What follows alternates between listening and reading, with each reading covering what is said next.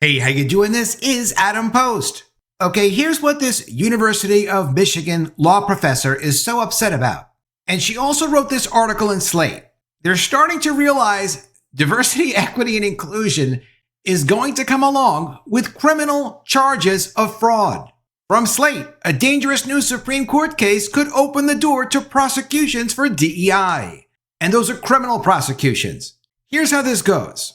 The Supreme Court has been reviewing a criminal fraud case. It's the case of Alpha Painting and Construction and a project manager, last name Kousisis, who was convicted of criminal fraud in 2018 and sentenced to 70 months in prison for obtaining a multi-million-dollar contract under false pretenses.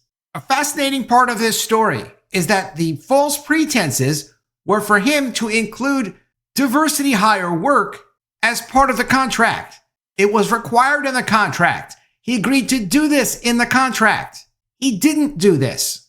And he produced fraudulent paperwork, phony invoices showing that he did do this. But he got caught, and he got prosecuted, and he got sentenced to 70 months and a fine. So the issue is, if you take on a federal contract or any contract, and you make a claim that you are or you're not including certain diversity-related elements in it, and that's not the truth, could you go to jail for criminal fraud? It looks like the Supreme Court is starting to say, yeah, you could. The final decision is not out yet. Let's get back into the details. The contractor won a contract with the Pennsylvania Department of Transportation to make repairs in Philadelphia to a Schuylkill River Bridge and to the 30th Street train station that was contingent on the company teaming up with a disadvantaged business for a small percentage of work to increase diversity in contracting.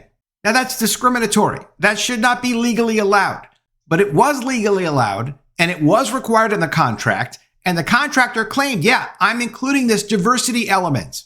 I will hire for diversity as part of this contract, all as part of the package.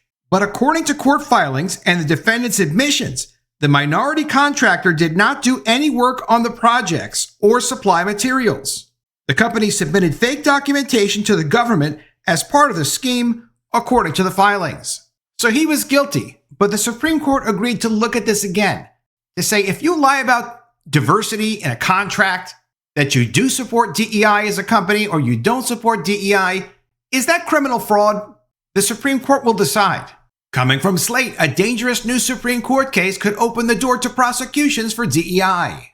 The Trump administration has used various levers of governmental power to attack recent efforts to diversify institutions. The federal government has edited documents and cut policies to erase any mention of DEI throughout the federal government.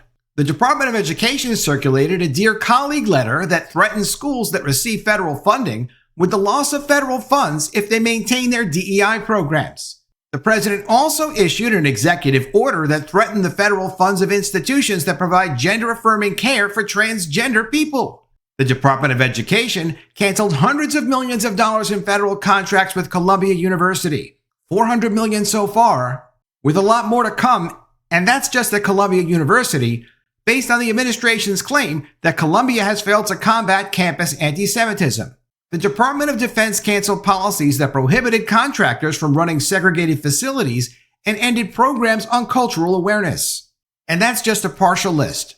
As these examples suggest, the administration has often relied on federal funding as its weapon of choice in the fight against diversity and inclusion.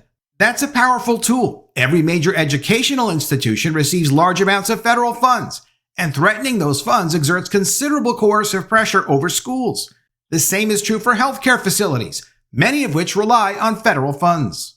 Yet many companies may not depend on federal funds in the same way that schools and healthcare facilities do. To get those entities to comply, the administration will need something else, such as the threat of criminal liability. And this can be the kind of criminal liability where someone actually does wind up in jail, not like just a severe fine against the company. In this case that the Supreme Court looked at, the guy did get 70 months in jail in 2018.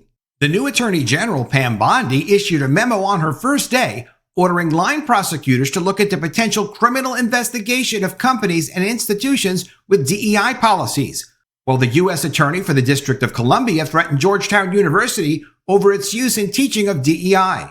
And now here comes the U.S. Supreme Court. The court has before it a low-profile case, Kousisis versus United States, that could, if it goes the federal government's way, offer the federal government a plausible path to criminally threaten some number of individuals and entities that maintain DEI policies and practices. Kousisis involves a question about the meaning of the federal criminal laws against wire fraud and mail fraud. So this is not about discrimination specifically. This is about, did you commit wire fraud or mail fraud as part of this contract? It's just one element. There are going to be a lot more options to pursue these people and these companies that break the law like this and discriminate against people. But this is a big one. This is a serious one. And this is the question the Supreme Court is thinking about. What does it mean to engage in fraud?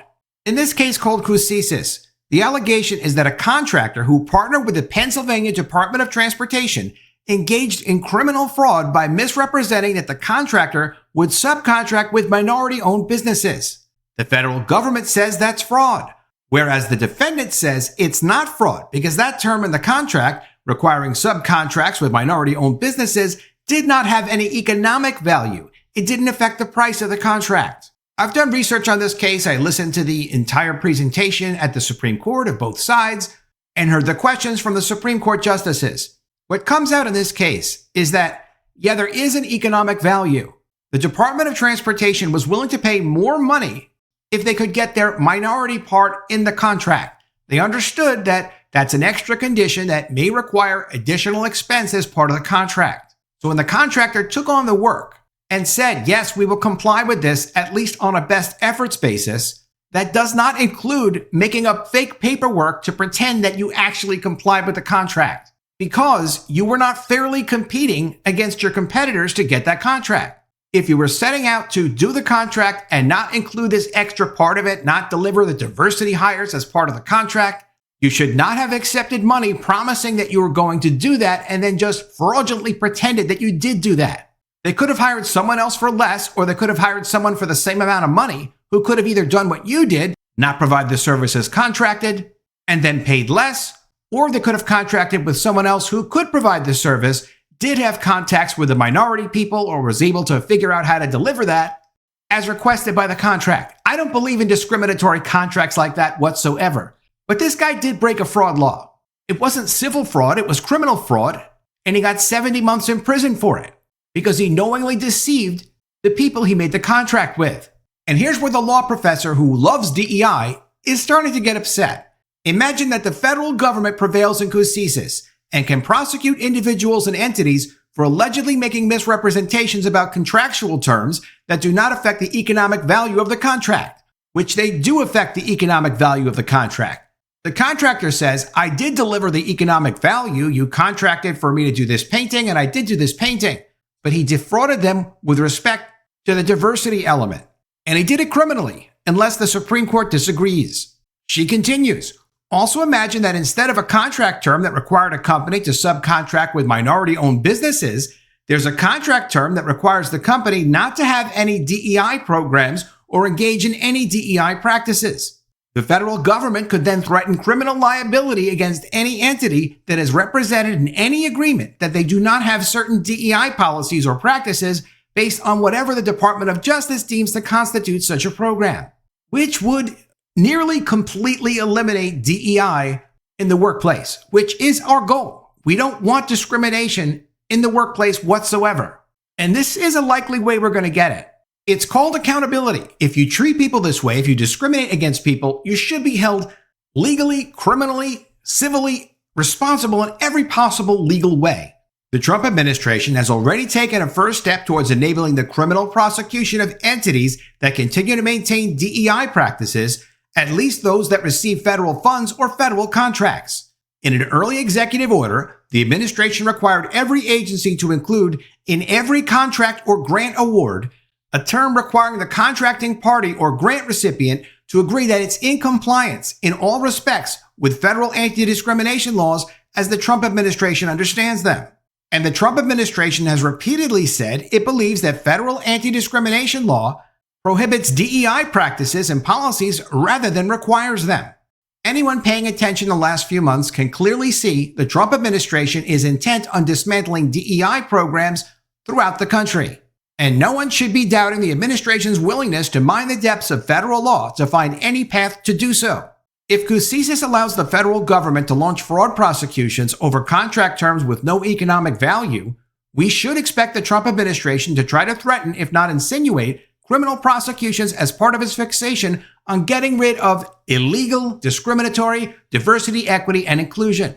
Kousisis has so far flown under the radar, but the case represents a big ticking time bomb in the Trump administration's aggressive fight against diversity, equity, and inclusion. And from the Washington Post, they have a pretty good breakdown. Supreme Court divided over government contracting fraud conviction. Among the questions for the justices in the case known as Kousisis is whether the company's deceit rises to the level of wire fraud and just how broadly prosecutors can use that criminal statute to obtain a fraud conviction. The Biden administration told the court that the actions amounted to classic property fraud because Kousisis tricked the government into handing over money by lying about a key aspect of what the company promised to provide as part of its contract. Quote, their lies induced their victim to hand over more than $85 million for services that were in an essential way not what the victim wanted, according to a filing from Solicitor General Elizabeth Prelogar, who represents the federal government. And this shows you what kind of a hot mess this DEI nonsense really is. The Biden administration went after these guys because they didn't include enough diversity in their contract. Yes, they promised it. They didn't include it. They tricked the government. They lied to the Department of Transportation. So the federal government got involved because they wanted to make a point to say, oh, if you don't include diversity and you promise to include diversity, if you're not discriminating enough, we're going to throw you in jail. We're going to pursue criminal fraud. But now, because this ridiculous discrimination has to be part of contracts, you are forced to discriminate if you're going to even bid on this contract. It'll wind up being used against them. And that's what this lefty professor is so concerned about. Fraud is fraud. There's no excuse for it. You can't just make up fake documentation. Whether you're supporting discrimination or you're against discrimination, that's another whole issue. Last year, the U.S. Court of Appeals for the Third Circuit upheld Kousisis' fraud conviction, saying the company had, quote, set out to obtain millions of dollars that they would not have received but for their fraudulent misrepresentations. Kousisis appealed to the Supreme Court, telling the justices that the scheme never threatened economic harm to the Pennsylvania Transportation Department because the agency got the repairs it paid for. Alpha Painting delivered on the work, and the quality of the workmanship and materials was not in question, the legal team said. His lawyers urged the court to reject the government's extravagant interpretations of federal fraud statutes that they warned would give prosecutors too much leeway to seek heavy criminal penalties for any number of deceptions. And the Supreme Court justices did accept that, if you say something and it's not completely true, it's a little bit of a deception, that's one thing. There has to be a line drawn. If it's a major deception, that's another thing. And that's why the case is also important to try to determine, what is substantially enough fraud? What is criminal fraud? Let's set a standard. The court's 3 liberal justices pushed back on Kousisis' argument. So the liberal justices are the ones pushing to create the criminalization of DEI. They don't realize that because they think they're pushing DEI, but they're actually helping to dig the grave for DEI. Justice Sonia Sotomayor emphasized that the transportation contract called for work to be completed in part by a disadvantaged business enterprise, a business that the government defines as a majority owned by women, racial minorities, or disabled people, among others. Quote, the government wanted a particular person to provide the service, Sotomayor said. Justice Ketanji Brown Jackson, that's this lady, went on to ask, quote, why isn't this a classic scheme to obtain property under false pretenses? Attorney Jeffrey Fisher told the justices that if there's no harm that occurs in those transactions, there is no fraud. He emphasized other ways to hold people accountable for such misrepresentations, including contracting law, civil fines, or even low-level criminal violation. The Supreme Court has repeatedly expressed skepticism of federal prosecutions for too broadly applying criminal statutes to combat public corruption and other white-collar crimes. There are state laws that deal with these kinds of issues. And the federal government doesn't necessarily have to be involved in every potential fraud case. If a state agency has a contract with an independent contractor, where does the federal government really come in? The federal government comes in when they want to push a diversity hiring agenda, like in this contract. So they come up with a way to pursue it. How about criminal fraud? Sure, why not? Because once you set the precedent, it can be used against you, dummies. That's why. And that's why this lady is concerned. The professor who wrote the article in Slate, who isn't concerned about if this law is so overly broad. What about the guy that got sentenced to 70 months? Should he be let go? No mention of that in the Slate article because that's not important. What's important is pushing their agenda and using the law and their political power to push their agenda. Throw people in jail. It doesn't matter if it's the people you don't like. But it really does matter. We don't want to run our country that way. Let me know what you think of all this in the comments below. Always love to see your ideas. Please be sure you are subscribed to the channel. Click the bell for notifications, give me a thumbs up, and I'll see you again soon with another story. And if I don't see you, I will miss you.